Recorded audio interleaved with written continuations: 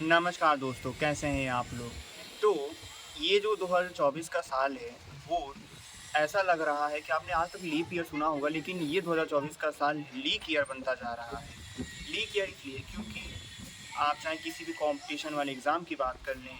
चाहे वो कोई भी एग्ज़ाम हो, ज़्यादातर एग्ज़ाम्स में कभी-कभी आप लोगों को सुनने को मिलता है कि किसी एक सेंटर से कुछ पेपर लीक हो गए, जिसकी वजह से या तो उस सेंटर की परीक्षा जो वहाँ पे जिन परीक्षार्थियों ने दी थी, वो कैंसिल कर दी जाती है, या फिर कुछ दूसरे उपाय निकाले जाते हैं उन समस्याओं से बचने के लिए। या फिर कभी-कभी तो पूरे जितना भी एग्ज़ाम हुआ होता है, पूरे एग्ज़ाम को रद्द करने तक की नौबत आ जाती है, या फिर वो मामला कोर्ट में चला जाता है। अभी हाल ही में आपने नीट यानी कि जो डॉक्टर्स के लिए यानी कि जो एमबीबीएस की जो पढ़ाई करने के लिए जो बच्चे एग्ज़ाम देते हैं, नीट यूजी के पेपर को लेके काफ़ी ज़्यादा हंगामा हुआ था। अभी भी चल ही रहा है, ऐसा नहीं है कि अभी ख़त्म हो गया है ये मामला। लेकिन इसी बीच एक बार फिर से एक पेपर लीक हुआ और पूरे देश को एक तरीके से झटका सा लगा, क्योंकि ये पेपर पीएचडी या फिर यूँ कहें जेआरएफ जिनको जो इन बच्चों को जेआरएफ मिलता है, वो आमतौर पे यूजीसी नेट के थ्रू जाते हैं पीएचडी करने के लिए। पीएचडी में स्कॉलर बनते हैं, पीएचडी के स्कॉलर बनते हैं अपने अपने सब्जेक्ट में, जिस भी सब्जेक्ट का उन्होंने यूजीसी नेट में एग्ज़ाम दिया होता है। तो वैसे ही 18 तारीख को यानी कि 18 जून को एग्ज़ाम था उन बच्चों का, उन स्टूडेंट्स का। लेकिन हुआ ये कि खबर आ जाती है अगले ही दिन कि पेपर जो है वो कैंसिल किया जा रहा है। कुछ खामियां पाई गईं और उन खामियों को देखते हुए परीक्षा को पूरी तरीके से कैंसिल कर दिया गया है, और अब नए तरीके से मतलब नया एग्ज़ाम होगा, यानी कि अब एक री एग्ज़ाम का जो तरीका होता है वो अपनाया जा रहा है, और फिर से उन सभी कैंडिडेट्स को एग्ज़ाम देना पड़ेगा। पता नहीं कितने छात्र ऐसे होंगे जिन्होंने क्योंकि सेंटर जो होता है वो आम तौर पे काफ़ी दूर रहता है। उन सभी जो बच्चे थे, जो कैंडिडेट्स थे, उन सब का किराया तो अलग बात होती है, लेकिन जो एक मेंटल प्रेशर होता है, जो एक साइकोलॉजिकल प्रेशर होता है, अब उसकी भी चिंता सरकार को कम से कम करनी चाहिए। जैसे कंपटीशन एग्ज़ाम्स में आम तौर पे आप लोग सुनते ही होंगे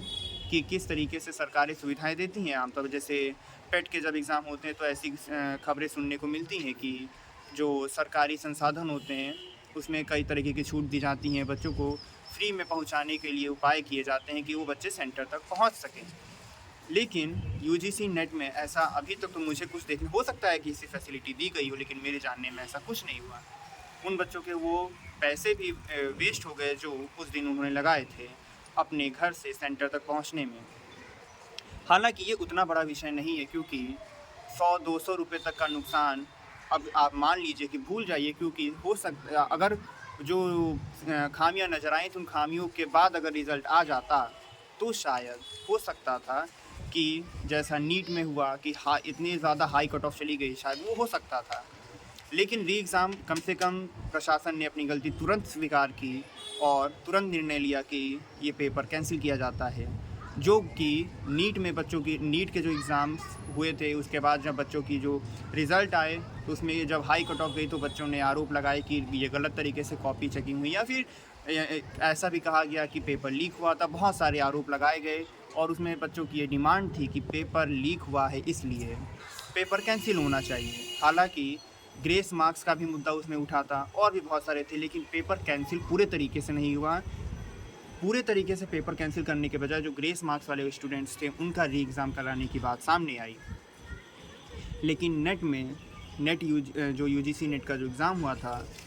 उसमें ऐसी कोई भी गलती सरकार ने अभी तक नहीं की, और तुरंत प्रशासन ने अपनी गलती स्वीकार की और तुरंत एक तरीके से हम बात कहें तो इसके ऊपर निर्णय लिया गया कि पेपर कैंसिल कराया जाएगा और दोबारा एग्ज़ाम कराया जाएगा, जो कि मेरे हिसाब से एक अच्छा निर्णय है। क्योंकि अगर इसी तरीके से जिस हिसाब से पेपर कराए गए थे और जो गलतियाँ हुई थी उन्हीं गलतियों के बाद भी अगर रिज़ल्ट निकाल दिया जाता